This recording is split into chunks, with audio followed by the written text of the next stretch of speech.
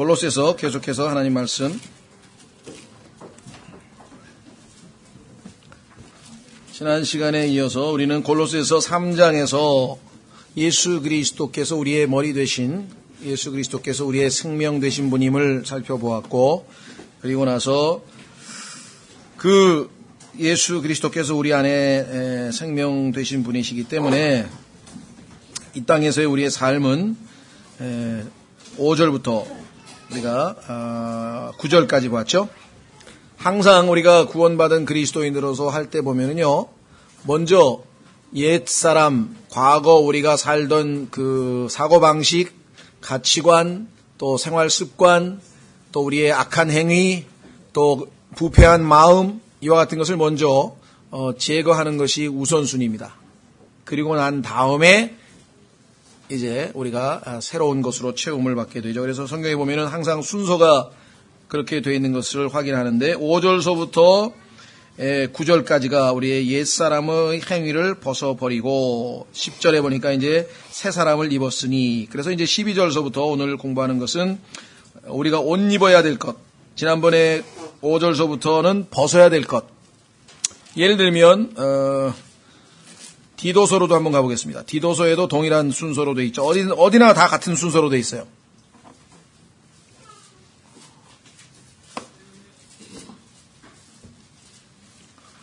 디도서 2장 11절 보시면 구원을 가져다 주시는 하나님의 은혜가 모든 사람에게 나타나. 그래서 이 은혜를 받아들인 사람은 구원을 받게 되는 것이죠.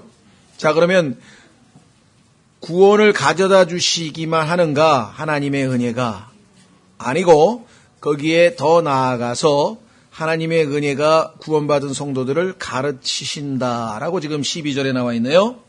그렇죠?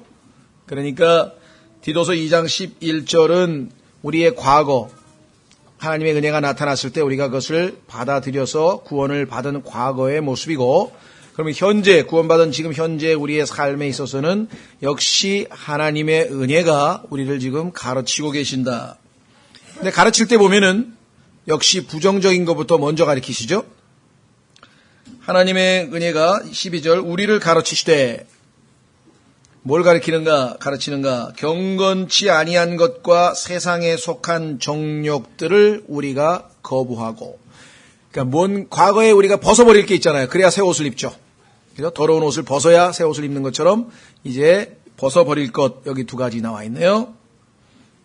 경건치 아니한 것, 하나님하고 닮지 아니한, 하나님하고 어울리지 아니할 것 같은 모든 것. 이게 어째 옷을 한번 딱 폼을 잡아서 입었는데 어째 하나님이 별로 안 좋아하실 것 같은 거. 그런 느낌이 있으신가요, 자매님들은? 난 잘 모르겠네.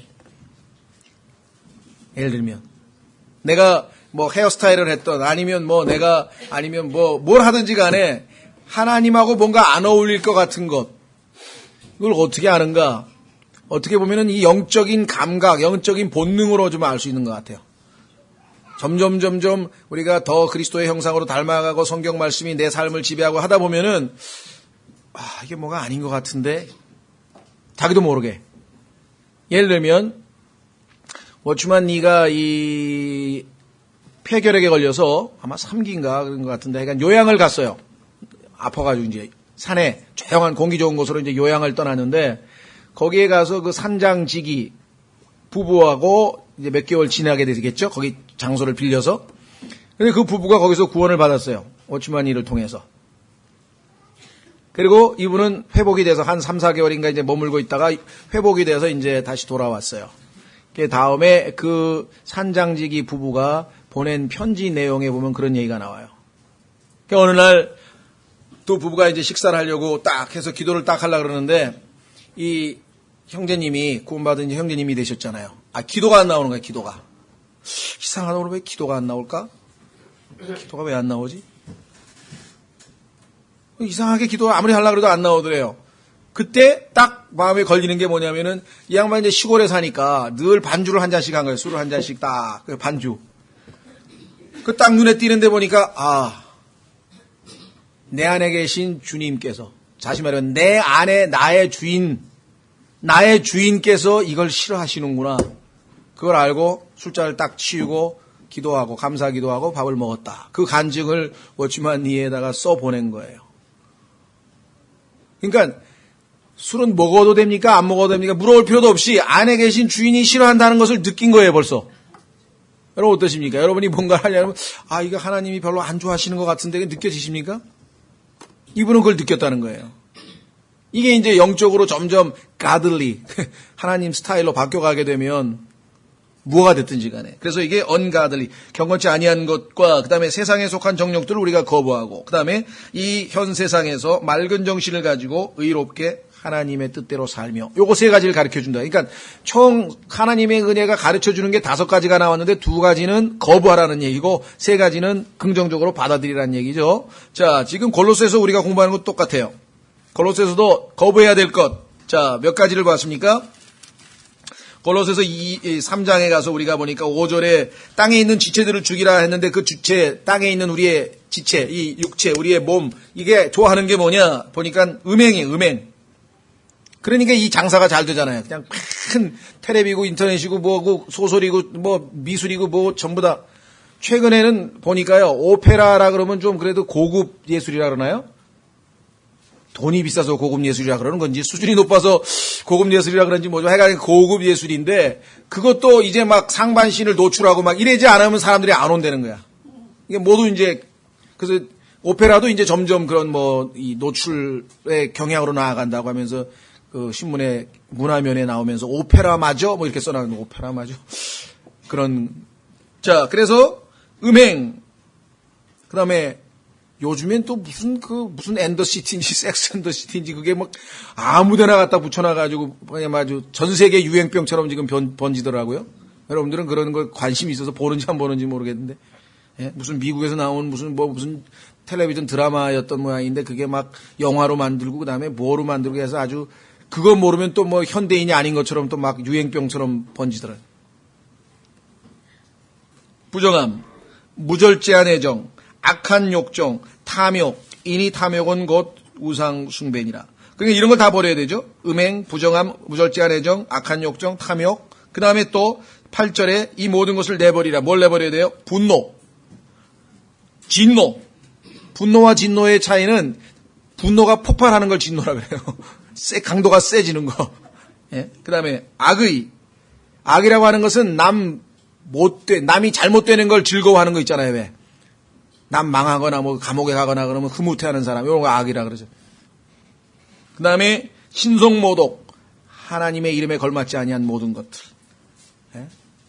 겉핏하면 그냥 막 오마이갓 하는 거 있잖아요. 예? 제가 우리 은진이 그거 배워가지고 그냥 고쳐주느라고 오마이갓 고쳐. 그래가지고 한 100번 따라하게 오베이갓 하나님께 순종하라. 얼마나 멋있어요. 그래가지고 다 바꿔놨어요. 남들은 오바이갓으로 알아들을는지 어쩌는지 모르지만 진짜 정확한 발음은 오베이갓이에요. 신성모독과 너희 입에서 나오는 더러운 대화라. 무슨 토크쇼인지 뭔 쇼인지 애가 미국에 뭐 자니 칼슨 쇼를 봐도 그렇고 뭘 봐도 그렇고 맨 정말 산뜻하고 우리 마음에 아주 우리 영이 기뻐하고 그냥 하나님이 기뻐하실 그런 대화는 하나도 없고 이게 전부 다 그냥 아주 그런 것 다 벗으랴. 자, 그래서 9절 서로 거짓말하지 말라. 여기까지 이제 그래서 이 모든 게 뭐냐? 너희가 옛사람과 그의 행위를 벗어버렸으니 벗어버렸다 이게. 그리고 새 사람을 입었어. 그러니까 이제 새 사람을 하나님이 입혀주셨으니까 새 사람이 하는 행동들을 하라 이거죠. 그렇죠? 이제 하나님의 자녀가 됐으니까 하나님의 자녀에 걸맞는 행동들을 하라. 그게 지금 12절에 나와 있는 것이에요. 자, 12절 보십시오. 그러므로 너희는 하나님께서 선택하신 자요. 이게 보통 아니죠? 야, 이게 하나님께서 미스테리죠, 미스테리. 왜 나 같은 멍청한 사람을, 이 형편없는 자를 왜 선택하셨을까? 우리가 생각할 때 이게 미스테리인데, 성경에 보니까 우리같이 별 볼 일 없는 사람을 선택해가지고 똑똑한 사람들을 망신 주시려고 그러셨다고 성경에 써 있어요. 야, 하나님, 너나 믿어. 야, 나는 그런 거 필요 없어. 나는 내가 알아서 할게. 이런 사람들 있잖아요. 이런 사람들이 나중에 억울해하고, 저 사람, 저 별 볼 일 없는 사람은 하나님을 믿고 하늘나라 갔는데 나는 이게 뭐냐고 이렇게 되는 거예요, 이게. 성경의 고린도 전서에 제가 지금 조금 재밌게 각색했지만 그 얘기 그대로 써 있어요. 그래서 그리스도인들 중에서는 아주 뛰어나거나 뭐 가문이 좋거나 아주 무슨 뭐 좀 돈이 많거나 아니면 뭐 학문이 뛰어거나 이런 사람들이 별로 없다 그랬어요. 있기는 있어. 필요하면 하나님이 쓰셔야 되니까. 바울 같은 사람은 학문에 출중해가지고 구약서부터 그냥 구약성경을 잘 꿰고 있는 사람이니까 그런 사람을 시켜서 신약성경을 써야지. 구약성경 아무것도 모르는 사람 시켰다 어떻게 신약성경을 써요? 하나님이 시킬 수가 없잖아. 그런 예외적으로 필요한 경우에는 하나님께서 그렇지만 전반적으로 봤을 때는 하나님께서 그렇게 아주 없는 사람들을 들어가지고 있는 사람들을 아주 수치스럽게 하기 위해서 그 성경에 써 있어요, 하나님께서. 자, 그래서 선택하신 자의 두 번째, 거룩한 사람이야. 내가 거룩해지진 않은 것이요.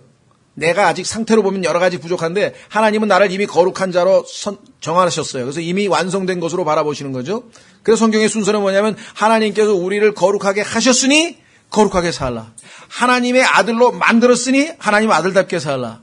구원을 받았으니 구원받은 자답게 살라. 이렇게 됐지. 구원받은 자가 되기 위해서 노력하라든가 하나님의 아들이 되기 위해서 뭐 최선을 다하라든가 그렇게 안 돼 있어요. 불가능한 일이죠. 그거는 하나님이 거저 주셔야 될 은혜로만 될 일을 갖다가. 자, 그래서 그 다음에 사랑받는 자. 참 놀랍죠? 우리가 지금 하나님 앞에서 세 가지 어떤 우리 신분을 택함 받은 자, 선택하신 자, 거룩한 자, 그 다음에 세 번째 사랑받는 자로서. 자, 이와 같이 하나님께 너를 신분을 격상시키셔서 요즘 말로 너의 신분이 최고의 수준으로 업그레이드 됐는데, 이렇게 높아졌는데, 행실도 그 수준에 걸맞게 살아야지. 그렇죠? 그게 뭐냐? 첫 번째, 긍휼히 여기는 심정. 자, 긍휼히 여기는 심정이라고 하는 것은 뭐냐면요. 불쌍하게 여긴다, 이게. 어려운 처지에 있는 사람, 아픈 사람, 또 뭐, 하여간, 어려운 처지에 있는 사람들과 함께 고통을 나누고자 하는 마음. 이 동정심이라고 하는 영어 단어에 보면은 이 compassion이라는 단어가 있거든요. compassion. com이라고 하는 것은 그 함께라는 단어예요. 함께. passion이란 말은 고통이란 말이에요. 그러니까 함께 아파하는 것, 고통스러운 사람하고 그게 동정심이에요. 그렇죠? 예. 어떤 분은 그래. 저도 좀 비슷한데 어떤 사람은 그래. 아픈 사람한테 너무 막 고통스러워하는 사람한테 제가 참 가기가 힘들어요. 왜 가냐니까 할 말이 없어요. 가면. 그렇잖아요. 아파하는 사람한테 뭐라고 얘기했어요. 가서 많이 아프시냐고 물어볼 수도 없고 얼마나 아프시냐고 그건 의미가 없는 말이잖아요. 그러니까 거기 가가지고 뭐 할 말도 없는데 가서 그냥 참 어떻게 하면 좋죠? 그런데 사실은 그런 사람이 가야 돼.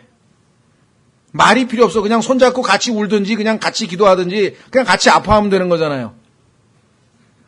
가가지고 혹시 하나님 앞에 무슨 큰 죄 지셨나요? 뭐 이렇게 입방정을 떨어가지고 또 사람 상처만 입히고 오면 또 곤란한 일이. 차라리 입 다물고 있는 게 나아요. 그렇죠. 뭘 할 일이 뭐가 있어. 욥의 친구가 바로 그런 사람들이잖아요. 일주일 동안 가만히 같이 아파하더니 갑자기 아마 생각이 났나 봐. 무슨 엄청난 죄를 짓지 않고서야 이렇게 엄청난 일이 벌어질 수 있느냐. 이건 하나님 앞에 뭔가 넌 숨긴 죄가 있지 않느냐. 그래가지고 그냥 그 믿음 좋은 욥마저 그냥 나중에 막 폭발을 하게 만들어버린 거예요. 욥이 정말 하나님께서 주신 분도 하나님이시오, 가져가신 분도 하나님이시오 하면서 정말 믿음을 지키면서 부인이 그냥 당신 같은 사람 하나님 저주하고 가서 죽으라고 막 그렇게 막 저주까지 퍼부었는데 부인이 그래도 어리석은 여자여 하면서 막 달래고 잘못 믿음을 지킨 사람이 친구들이 와가지고 일주일 동안 옆에서 지켜보더니만 계속 좀 아파하고 계속 위로를 했으면 얼마나 좋겠어요. 일장 연설을 하더니 돌아가면서 이게 무슨 레슬링에서 뭐 태그 매치를 하는 것도 아니고 말이야. 욥은 하나인데 상대방은 3명이야. 그래가지고 한 사람 나와가지고 막 얘기를 하니까 욥이 너희가 하면서 그냥 또 변명을 해요. 그러면 욥같이 그런 처지에 있는 사람이 변명을 하면 친구들이 나 정말 잘못 마음을 상하게 했나 보다. 미안하다고 하면 좋은데 태그 딱 해가지고 두 번째 사람이 나와가지고 그럴 리가 있나? 하나님은 의로우신데 의로우신 하나님이 네가 뭔가 숨기는 죄가 있어서 그냥 엄청난 죄지 하나님이 너를 이렇게까지 불행하게 하실 수가 있느냐? 이러고 또 얘기해. 그 욥이 또 변명을 해.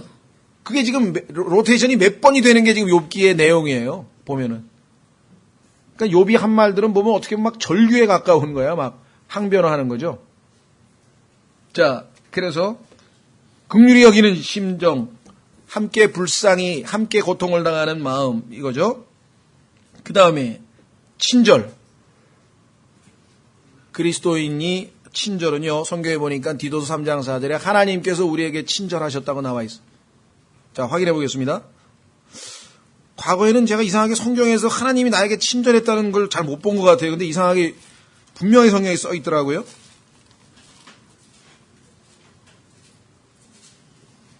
옛날 개혁성경에는 이 단어로 번역을 딴 걸로 했는지 잘 모르겠어요. 친절이라는 말 성경에 잘 못 본 것 같은데 디도서 3장 4절 사람을 향한 우리의 구원자 하나님의 친절과 사랑이 나타난 뒤에 하나님께서 친절하시니까 우리가 죄를 짓고도 가가지고 그래도 그 앞에 가서 쓰지 하나님께서 그냥 인상 쓰고 무뚝뚝하게 계시면 그거 무서워서 어떻게 하겠습니까? 하나님 앞에? 친절. 자, 그리스도인도 친절. 어제 한번 공부할 때 나왔던 것 같아요. 한번 다시 한번 확인해 보십시오. 베드로 후서로 가면요. 이 형제를 향한 brotherly kindness. 예수 그리스도를 믿는 형제, 여러분 옆에 앉아있는 분들을 얘기합니다. 여러분 옆에 앉아있는 분들에게 친절하십니까? 친절할 수 있는 방법은 이제 세 가지입니다. 워낙 성격이 활달해서 누구를 보든지 친절한 사람이 있어요. 그렇죠? 항상 이렇게 웃고 친절한 성격을 지닌 사람, 아담의 성품 태어나면서부터. 그것도 아주 좋은 성품이죠. 근데 두 번째는 보통 사람은 자기에게 친절하게 대해주는 사람한테만 친절합니다. 그렇죠? 자기에게 무뚝뚝하게 대하는 사람에게 친절한 사람 별로 없어요. 그렇죠? 예. 그래서 하나님 말씀에 친절을 입으라. 그러니까 친절을 하라고 하셨으니까 하기는 해야 되겠는데 잘 안 돼. 그래서 일종의 위장전술로, 다시 말하면 가식으로 우리가 친절하게 할 수 있겠죠.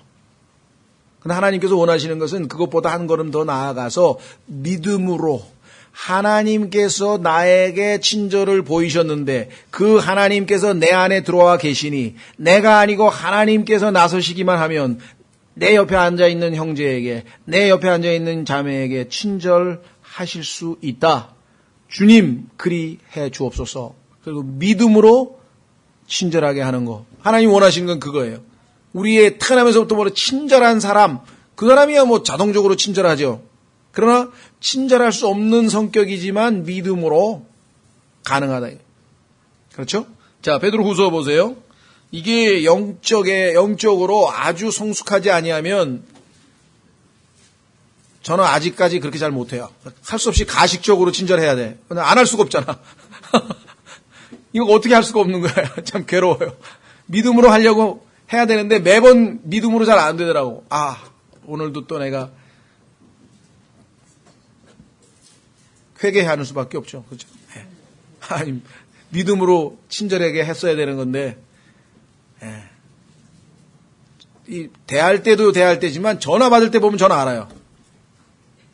전화 받을 때 보면 나하고 얘기가 잘 되는 사람하고 전화하는 거하고 빨리 끊고 싶은 사람하고 전화하는 거하고 틀리다니까. 근데 그건 여러분들은 느낀지 안 느낀지 모르겠는데 나는 느끼거든요. 그걸.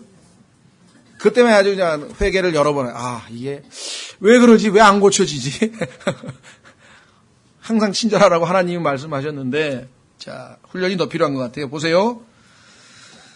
베드로후서 5장에 가면은요, 하나님께서 우리에게 생명만 주신 게 아니라, 1장. 베드로후서 1장. 베드로후서 1장 3절에 보시면, 우리를 부르사, 자, 불렀습니다.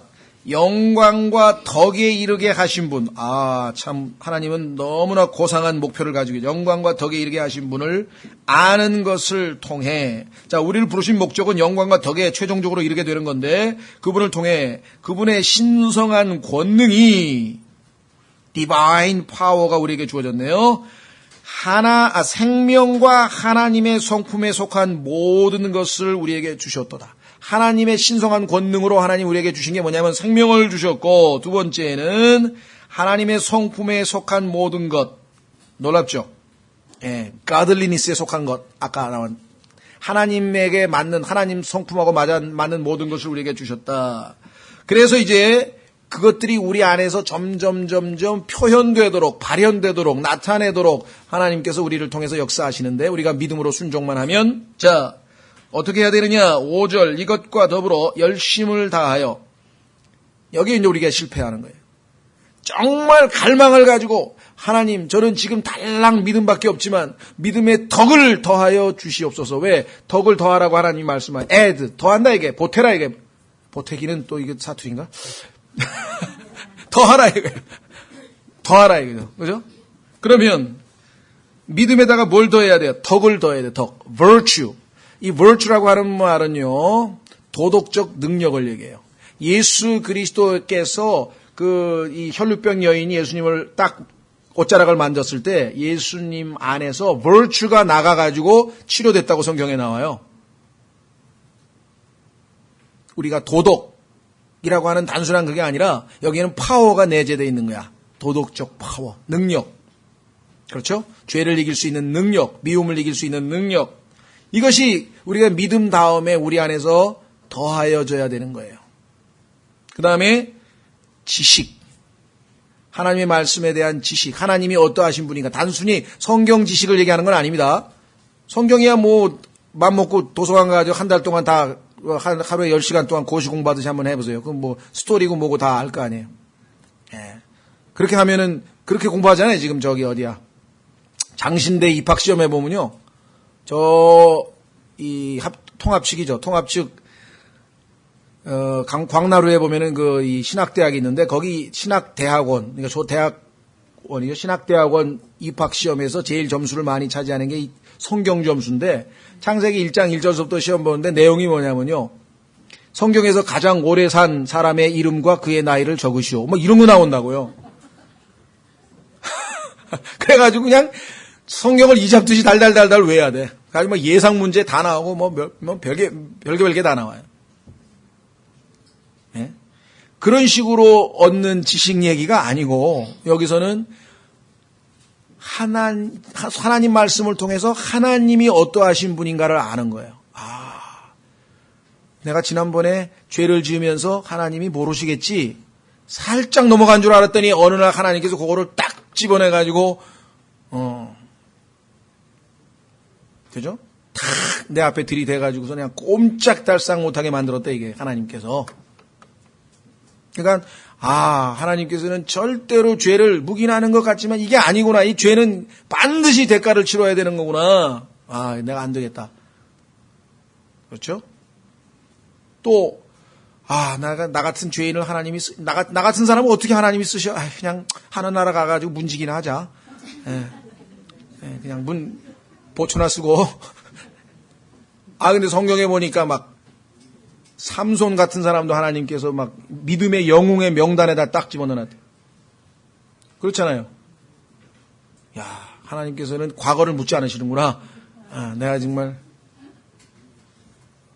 지금 안 계시네. 가셨나 보네. 우리 천명진 형제님. 왜 그동안 못 나오셨으니까 간증하고 창피해서 못 나왔대.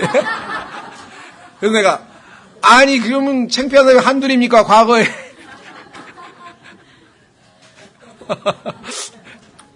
예. 그 다음에 지식 다음에는 절제. 그렇죠? 그 다음에 인내. 경건이 아까 나왔잖아요. 경건. 하나님다움. 그 다음에 뭐예요? 형제의 친절. 형제의 친절이 보니까요. 이 등급으로 치면은 믿음이 1등급인데요. 제일 아래죠. 그 다음에 덕. 믿음, 덕, 지식, 절제, 인내, 경건. 그 다음에 7번째. 형제의 친절이 7번째예요. 성경의 7번째 완성이거든요. 그 다음에 사랑은 이제 완전한 새 출발이에요. 부활이잖아요. 부활의 숫자. 그래서 성경 오늘 공부하는 구절에 보면은 사랑은 완전한 띠라 그랬어요. 우리가 매야 될 띠, 완전한 띠. 자, 확인해 보겠습니다. 자, 그래서 우리는 다시 돌아가서 골로새서로 가서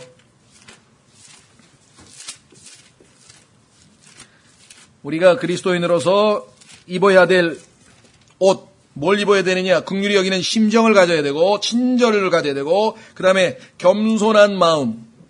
예수 그리스도께서 나는 마음이 겸손하니, 나는 마음이 온유하고 겸손하니.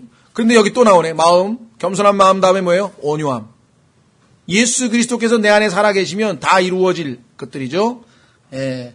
자, 겸손한 마음은 뭐 어려울 거 없죠. 자기 자신을 드높이는 게 아니에요. 자기가 있는 상황, 하나님이 믿음을 주신 분량만큼만 생각해야지 더 높이 생각한다든가 맨날 높은 것만 쳐다보는 사람, 그게 겸손하지 못한 거죠.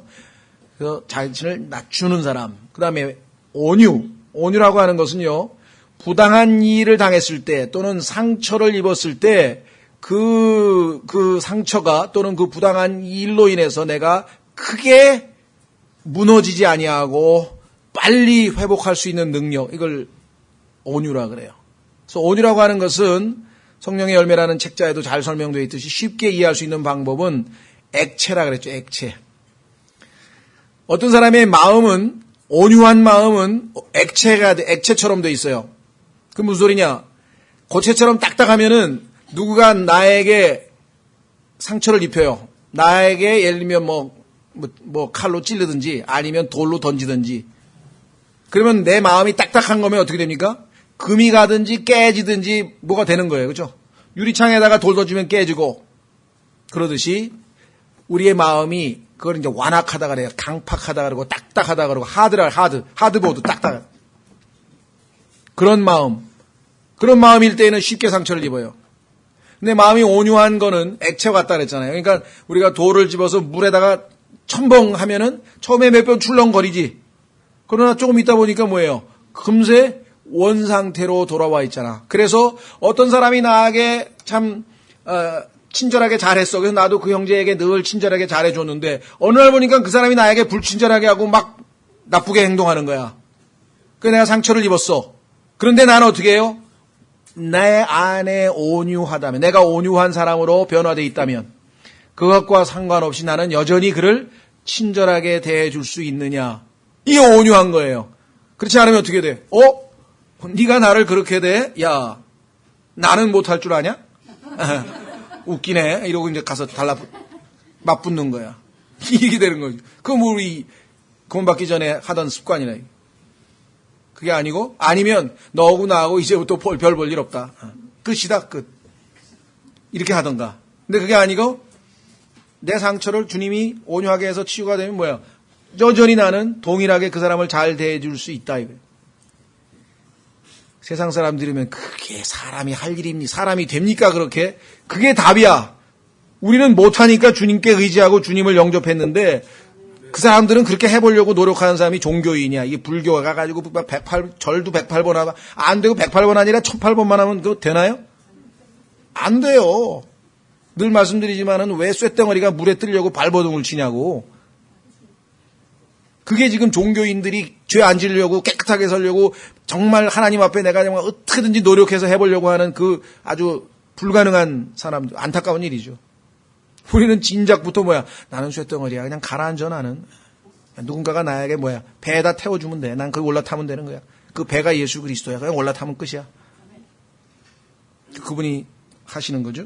그 다음에 그런데 문제는 온유함으로만 가능한가?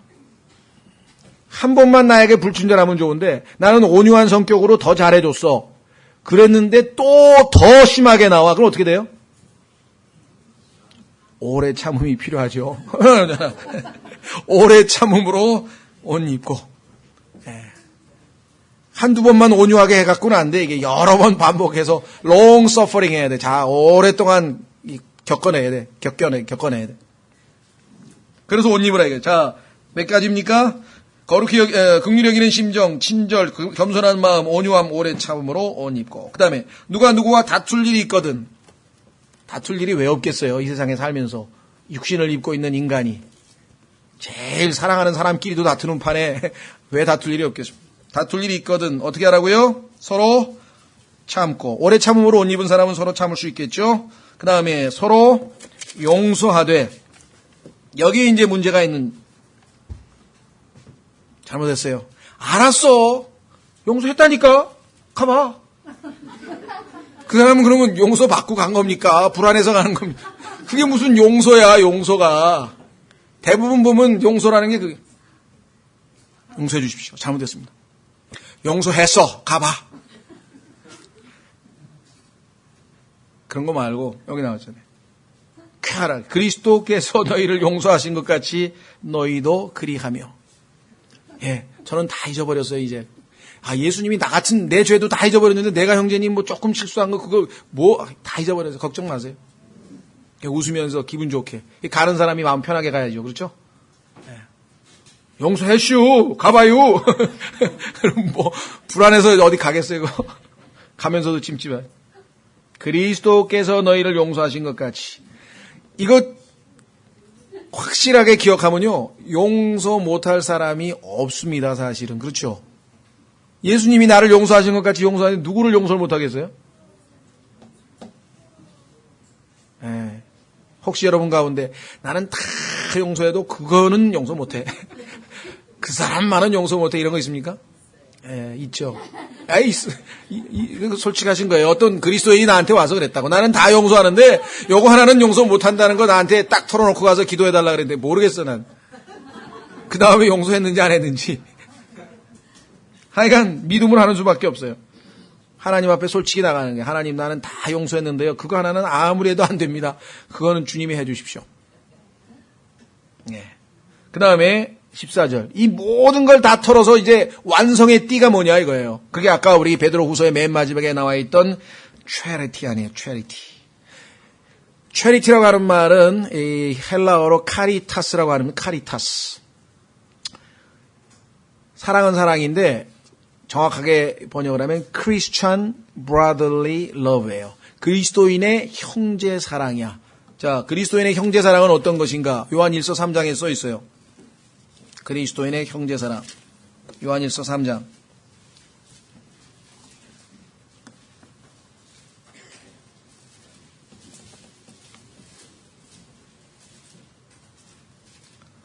요한 1서 3장 14절. 요한 1서 3장 14절. 우리가 형제들을 사랑함으로 사망에서 생명으로 옮겨간 줄을 알거니와. 여러분들이 구원받았다고 하는 증거의 가장 확실한 증거 중에 하나는요, 형제가 사랑스러워진 거예요.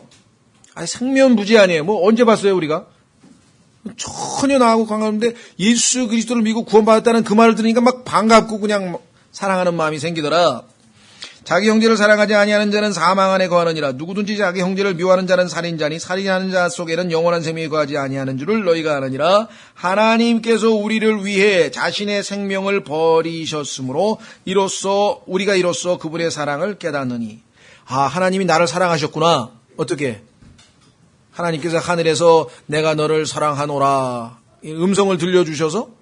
아니고 자신의 생명을 우리에게 주셨으니까.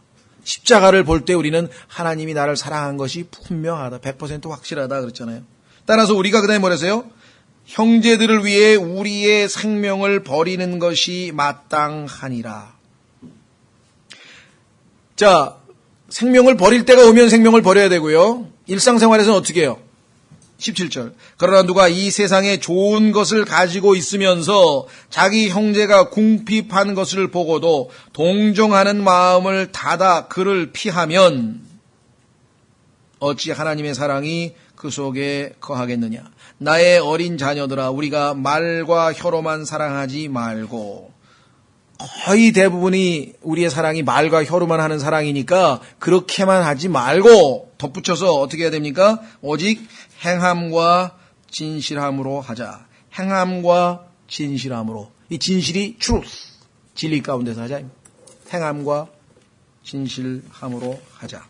자, 그래서 우리는 골로새서에 가서 이제 새 사람으로서의 가장 성숙한 모습이 뭐냐? 사랑이구나. 사랑. charity. love하고 좀 달리 굵은 글씨로 썼죠. 예.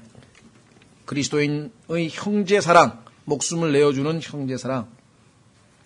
자, 그 다음에 15절 하나님의 화평이, 자, 이것도 엄청난 이야기네요. 하나님의 화평이야. 하나님은 항상 화평하셔.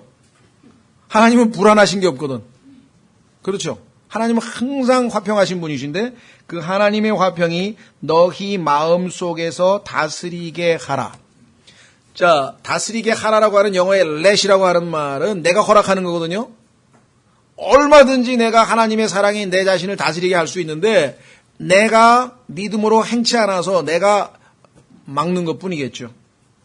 자, 하나님의 사랑이, 하나님의 화평이 우리 마음속에서 항상 머물게 할 수 있는 방법은 무엇인가 한번 확인해 보겠습니다.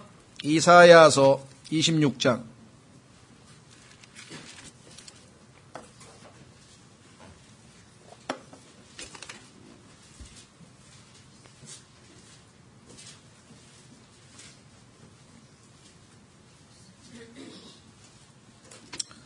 이사야서 26장 3절.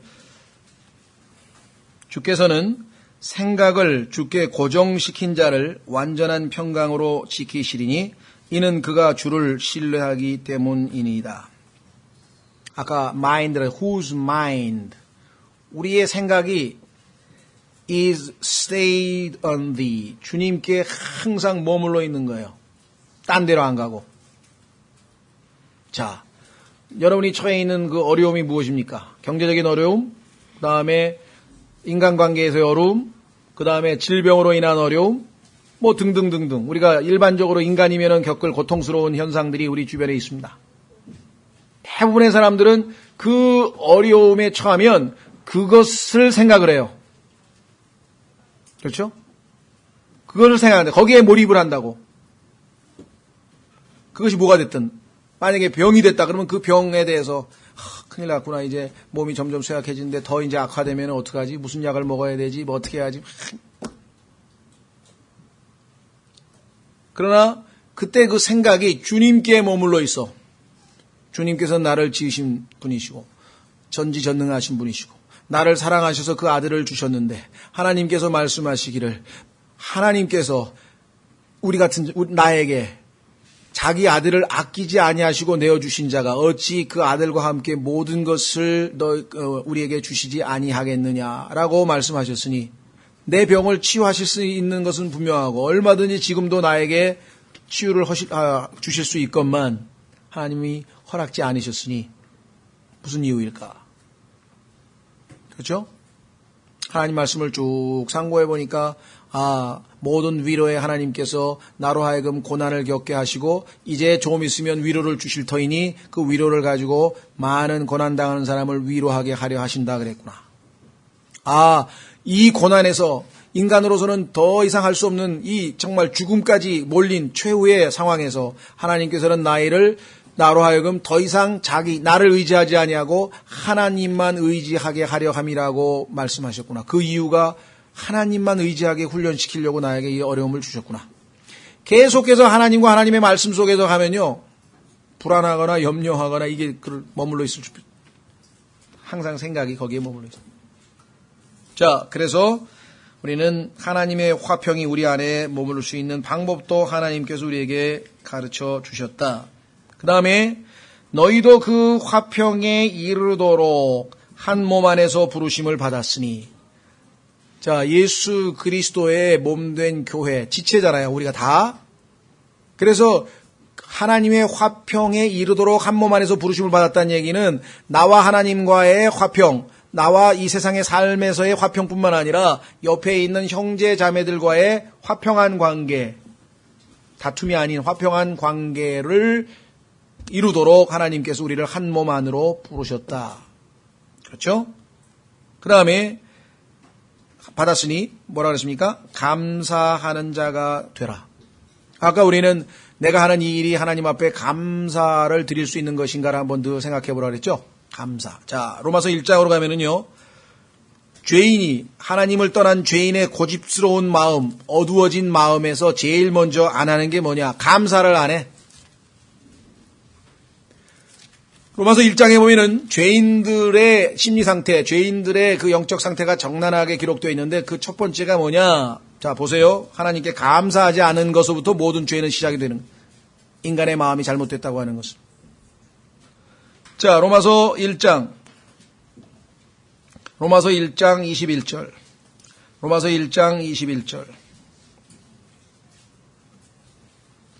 그들이 하나님을 알되, 자, 하나님을 모르는 게 아니죠? 예, 하나님을 알고 있습니다. 그런데 그분을 하나님으로 영화롭게 하지도 아니하고, 두 번째, 감사하지도 아니하며, 오히려 자기들의 상상 속에서 허망해지고 또 그들의 어리석은 마음이 어두워졌나니. 감사한다고 하는 얘기는 우리가 어두운 마음으로부터 탈피했다는 얘기예요. 빛 되신 예수 그리스도를 통해서 우리의 본래의 모습을 알게 되었다는 것이죠. 감사하는 자가 되라. 그래서 그리스도인의 삶에 정말 빛바닥에는 항상 어떠한 상황에 있어든지 감사가 기초가 되어 있는 것입니다. 어느 날 보면 문득문득 하나님께 감사드리지 않은 게 너무나 많은 것 같아. 기도하다 보니까 감사할 것뿐이잖아요, 사실. 그렇죠? 성경에 보니까 하나님께서는 안 믿는 사람까지 포함해서 악한 자, 선한 자에게 햇빛을 주시고 비를 주시고 다 곡식을 자라게 하시고 먹이고 입히시고 이것뿐만 아니라 악한 자들도 다 그렇게 해주신다 그랬는데 과거에 우리가 하나님 앞에 언제 감사하다 그랬나요? 그리스도인들이 식사할 때 감사 기도를 드리는 것. 그거 벌써 아무것도 아닌 것 같아도 엄청난 변화를 가져온 거예요. 아, 지금 내가 이 먹고 있는 것, 숨 쉬는 것, 건강, 모든 것을 다 하나님께서 나에게 사랑으로 베풀어 주신 건데 내가 이게 마치 그냥 당연한 것처럼 숨 쉬고 공기, 물, 이거 다 하나님께서 우리를 지금 사랑하셔서 다 제공하신 선물들인데 하나님 주신 건데 뭐 지극히 뭐 당연한 것처럼 우리가 행동해 오지 않았습니까? 감사할 일이 얼마나 많은가. 자, 16절, 17절까지 하면 오늘 그리스도의 말씀이, 자, 그리스도인의 새 사람의 삶의 형태 가운데 지금 하나 둘씩 우리가 했고 그 다음에 이제 드디어 그리스도의 말씀이 너희 속에 모든 지혜로 풍부히 거하게 하여. 자, 그리스도의 말씀이 어떻게 한다고요? 모든 지혜 가운데 지혜로 풍부히 거하게 하여. 자, 이 풍부히라고 하는 말 richly라고 하는데 rich. 우리가 하나님의 말씀이 우리 안에 얼마만큼 거해야 되느냐? 직역을 하면 부자가 은행에 돈 많이 들어있는 만큼 거해야 된다는 거예요. richly라고 그러잖아요. richly.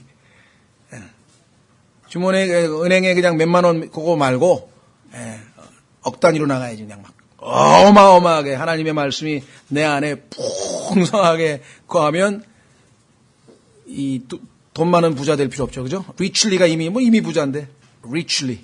하나님의 말씀이 내 안에 풍성히 그 말씀으로부터 하나님의 모든 좋은 축복들이 다 나오는 건데 어렵지도 않잖아요. 맨날 손에 들고 있는 게 성경 아니야. 부지런히 읽고 하나님의 말씀이 일도 듣고 그냥 나가지기 않게 내 마음에 깊이 새기도록 정독을 하고 묵상을 하고 하나님 말씀이 내 안에 오랫동안 머물러 있도록. 여기 나와 있네요. 거하게 한다고 하는 말이 머물러 있는 거죠. 그 다음에 시와 찬송가와 영적 노래로 서로 가르치고 훈계하며. 자, 우리 오후에도 또 이렇게 아주 여기 나와 있는 영적 노래로 불렀죠. 자, 시와 찬송가와 시는 성경에 나와 있는 시편에 대한 psalms고요. 그 다음에 찬송가 우리가 부르고 있고요. 그 다음에 영적인 노래들로 그 다음에 어떻게 되는가? 서로 가르치고 훈계하며. 자, 찬송가에 있어서 멜로디나 뭐 이런 음악적인 어떤 이 정확성이나 뭐 이런 것도 당연히 중요하죠. 형식도 중요합니다. 그러나 성경에서 찬송가에 또는 시편에 아니면 노래, 소위가 우리가 노래로 부르는 그러한 내용에 있어서 중요한 거는 내용이 서로에게 영적 진리를 가르치고 또는 훈계해서 하나님의 찬송가를 들을 때 그렇죠, 여러분들. 찬송을 들었는데 그 찬송가의 내용이 나의 삶하고 일치가 안 되면 어떻게 돼요? 그죠? 고쳐야 되잖아요, 우리가. 그 찔림을 받는 거예요. 찬송가 내용을 볼 때 우리는 어떨 때는 나는 이 상태가 아니라 지금 현재 내 마음 상태가 고쳐야 되죠. 내 맘에 주 예수 들어와 계신 후 변하여 새 사람 되고 망령된 행실을 끊고 안 끊었어. 아, 끊어야 되겠구나. 그렇게 찬송가를 듣고 우리가 도전을 받은 멜로디만 거기에 심취되어 있는 게 아니거든요. 예, 가사. 찬송을 들을 때에도 부를 때에도 서로가 여기 우리 청년 형제자매님들 이제 예배 끝나고 나서 이제 찬양 연습하고 보면은 늘 찬양 부를 때 그 서로가 가사를 통해서 들으면서 가르치고 그 다음에 훈계하며 그 다음에 너희 마음속에서 은혜로 주께 노래하고 그 노래는 다 받으시는 분이 다 주님이시죠. 주님께서 이제 들으신다 이게. 우리의 신앙 고백으로 들으실 수도 있고 권면으로 들으실 수도 있고 마음속에서 은혜로 주께 노래하고. 그러니까 그리스도인들의 교제가 얼마나 아름답습니까? 하나님의 말씀으로 서로 그 다음에 찬양 속에서도 진리를 서로 가르치고 훈계하고 그 다음에 17절 또 무엇을 하든지 말에나 행위에나 다 주 예수님의 이름으로 하며. 여러분이 하는 일이 주 예수 그리스도의 이름으로 내가 당신을 미워하노라 그럴 수는 없잖아요. 그러니까 무슨 일 하든지 주 예수님의 이름으로 할 수 있는 걸 하라 이 말이에요. 그것이 뭐가 됐든지 간에. 그렇죠? 뿐만 아니라 그분을 힘입어 하나님 곧 아버지께 감사를 드리라. 그러니까 정말 단순한 얘기 같지만 이게 정말 우리 삶에서 매일 실천된다고 하면 정말 뭐 하늘나라 따로 없는 거죠. 정말 새 사람으로서의 삶을 살아가는 모습이 바로 여기에 나와 있습니다. 그렇죠? 여기 보시면 말에나 행위에나 자, 우리 베드로전서 한 구절만 찾아보겠습니다. 베드로전서 거기에도 보면은 우리가 하는 것이 하나님께서 우리에게 하시는 말씀처럼 해야 돼요. 베드로전서 4장 11절. 베드로전서 4장 11절. 만일 누가 말하려거든 하나님의 말씀을 말하는 것 같이 하고 누가 섬기려거든 하나님께서 주시는 능력으로 하는 것 같이 그 일을 하라. 이것은 모든 일에서 예수 그리스도를 통해 하나님께서 영광을 받게 하려 함이니 그분께 찬양과 통치가 영원 무궁토록 있기를 원하노라. 말이든 행함이든 하나님의 이름으로 하나님의 능력으로 우리가 살아가는 자, 이게 우리 그리스도인의 삶의 모습이다. 자, 이렇게 해서 오늘 우리 그리스도인으로서 우리가 새 사람을 입었는데 그 새 사람의 특징, 새 사람이 어떠한 모습으로 살아가는 것인가를 확인을 해봤고요. 자, 다음 시간에 다음 주에는 18절서부터 4장 6절까지의 내용이 우리의 실제적인 삶입니다. 자, 지금 말한 거는 새 사람으로서의 삶의 원칙들을 지금 얘기했어요. 그렇죠? 삶의 원칙들. 그런데 그 원칙들이 실제적으로 우리의 구체적인 삶에서 어떻게 나오느냐. 예를 들면 하나님께서 우리가 그리스도인이 된 다음에 하나님과 우리와의 관계 제일 중요하죠. 그렇죠? 예.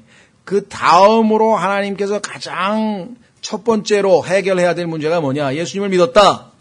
구원받았다. 하나님 자녀가 됐다. 그럼 하나님과 나 사이의 관계가 회복이 됐어요? 그렇죠. 그 사람이 제일 먼저 해결해야 될 문제가 뭐냐? 부부관계다 이게. 여기 나왔죠. 18절. 아내들아 남편들아.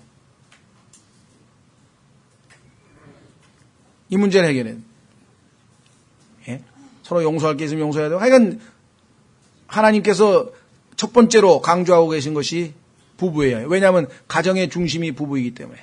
두 번째로 그 다음에 자녀들아 아버지들아 20절 21절. 오늘날 우리나라에도 가정의 위기가 여러 가지가 있습니다. 그렇죠? 뭐 물질 숭배 사상으로 아니면 뭐 요즘에 보면 자기 이기적인 행동으로 인해서 뭐 쉽게 막 최근에는 뭐 이제 숙려 기간을 두는 게 그나마 그래도 좀 낫게 뭐 이제 뭐 통과되고 해서 나은데요. 문제는 부부 관계와 그다음에 부자 관계, 그러니까 부모 자식 관계에 있어서 우리나라의 이 전통적 이 동양적 사고 방식에 보면은요.